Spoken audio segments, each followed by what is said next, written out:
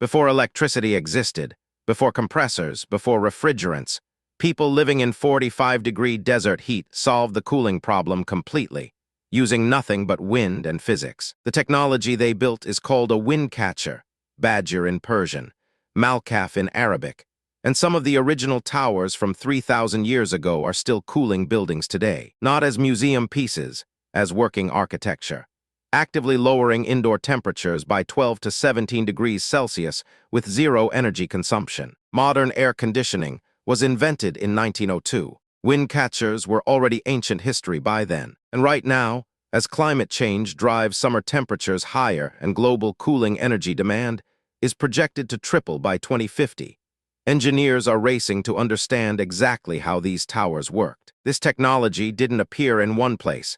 It was developed independently across multiple civilizations at the same time. Ancient Egyptian representations of ventilation structures appear on temple paintings and bas-reliefs dating to approximately 1,300 BCE.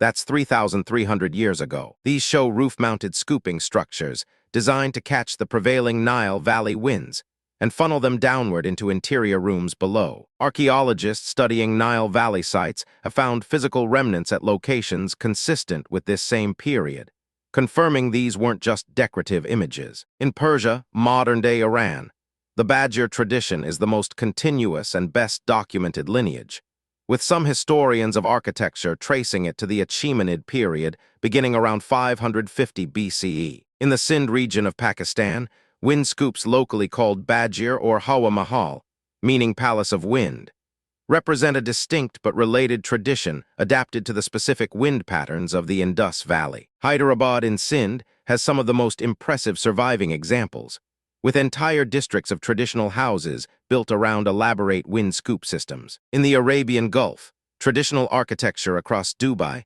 Abu Dhabi, Bahrain, and Kuwait used windcatchers as the primary cooling technology before electricity arrived. Dubai's Al Fahidi historical neighborhood, formerly called Bastakia, contains some of the best-preserved Gulf-style windcatchers dating to the 19th and early 20th centuries, and these towers are characteristically square with 4 open faces that catch wind from any direction. But if there is one city that represents the absolute pinnacle of this technology, it is Yazd, Iran. Yazd sits on the central Iranian plateau surrounded by 2 deserts, the Dashti Kavir to the north and the Dashti Lut to the south. Summer temperatures in Yazd routinely exceed 40 degrees Celsius and can reach 45 to 47 degrees, among the most extreme heat in a country that already has some of the hottest conditions on the planet. Yet Yazd's historic core contains the highest concentration of windcatchers anywhere in the world. Hundreds of towers in various designs, many still actively cooling buildings that have stood for centuries. In 2017, UNESCO inscribed Yazd's historic district as a World Heritage Site, specifically citing its extraordinary example of human adaptation to extreme environmental conditions. The most famous single windcatcher in Yazd is at the Dawlat Abad Garden, measuring approximately 33.8 meters tall, roughly 111 feet, one of the tallest surviving windcatchers in the world. It dates to the 18th century Zand period, is part of a UNESCO-listed Persian garden complex, and represents the absolute peak of the Persian badger design tradition. Yazd windcatchers typically stand 10 to 30 meters tall, built from clay brick, with multiple vertical shafts divided by internal walls that simultaneously function as air intake channels on the windward side and exhaust channels on the leeward side. The most sophisticated examples have 6 or 8 directional faces,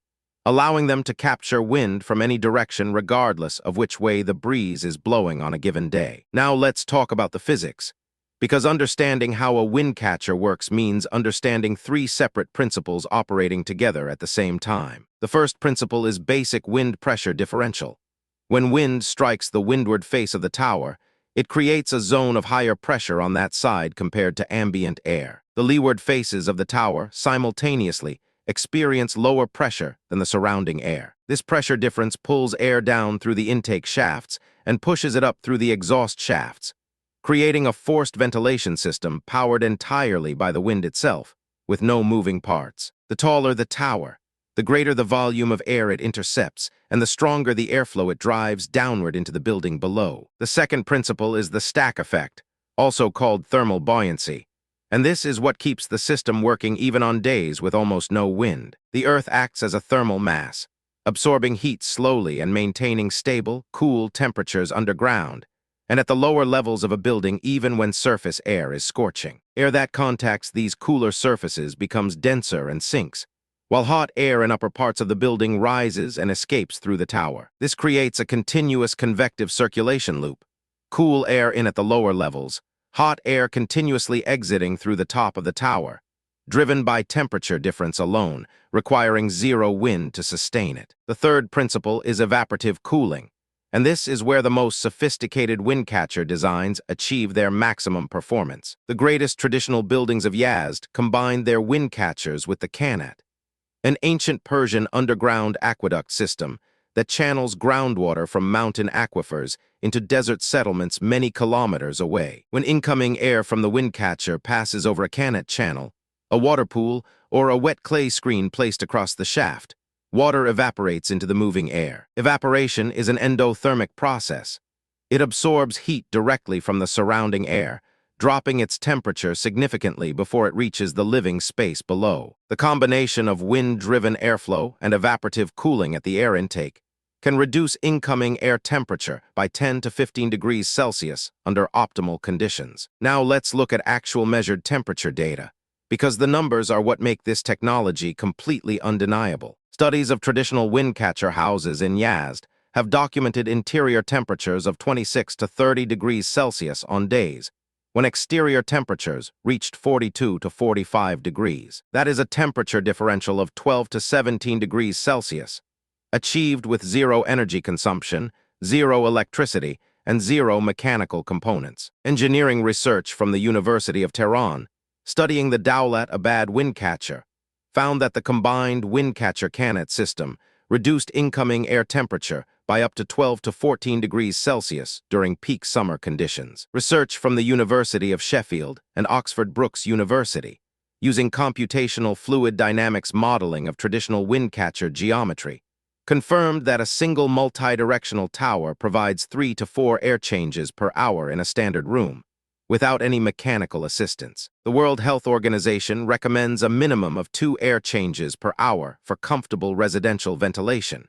Traditional windcatchers exceed that standard while consuming no energy at all. A 2010 study published in the journal Energy and Buildings found that at a wind speed of just 3 meters per second, a modest everyday breeze, a traditional Iranian windcatcher delivered approximately 5 to 6 air changes per hour. So why did the world stop using them? Willis Haviland Carrier invented modern mechanical air conditioning in 1902, designing the first electrical cooling system for a printing plant in Brooklyn, New York, where controlling humidity was critical to keeping paper dimensions consistent during the printing process. By 1911, Carrier had developed the full mathematical framework for psychrometrics, the science of atmospheric air and water vapor, and by mid-century, mass-produced window unit ACs were falling rapidly in price. After World War II, rapid electrification of Middle Eastern, South Asian, and North African cities, combined with heavily subsidized electricity in oil-producing states,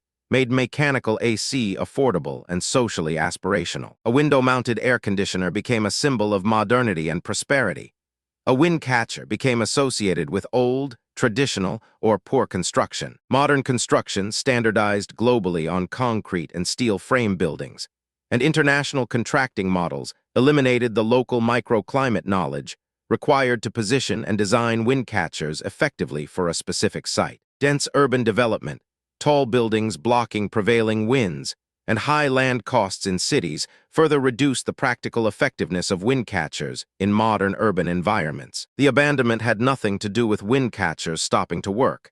They kept performing exactly as they always had, and everything to do with cheap energy making the mechanical alternative easier to install. Now that energy is no longer cheap and climate change is making the cooling problem larger every year, engineers and architects are paying serious attention to what was left behind. Air conditioning currently accounts for approximately 10% of global electricity consumption, according to the International Energy Agency, and is one of the fastest-growing sources of energy demand worldwide. The Eastgate Center in Harare, Zimbabwe, completed in 1996 and designed by architect Mick Pierce, used natural ventilation inspired by termite mound airflow, which operates on the same stack effect physics as windcatchers, and reportedly consumed 10% of the energy of a conventionally air-conditioned equivalent building. Abu Dhabi's Masdar City Development, designed by Norman Foster and partners, incorporated a central windcatcher tower approximately 45 meters tall,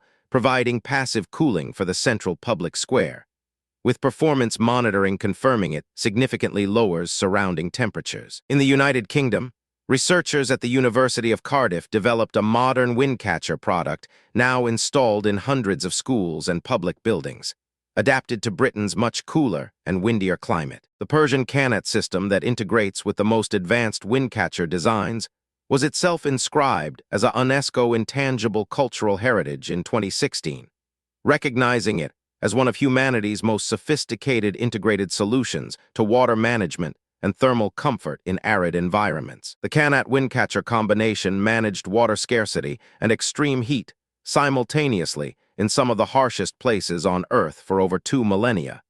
And in the places where it has been maintained, it continues to function exactly as it was designed to. If you want to see another ancient solution that modern science is only now beginning to fully understand, that video is right here.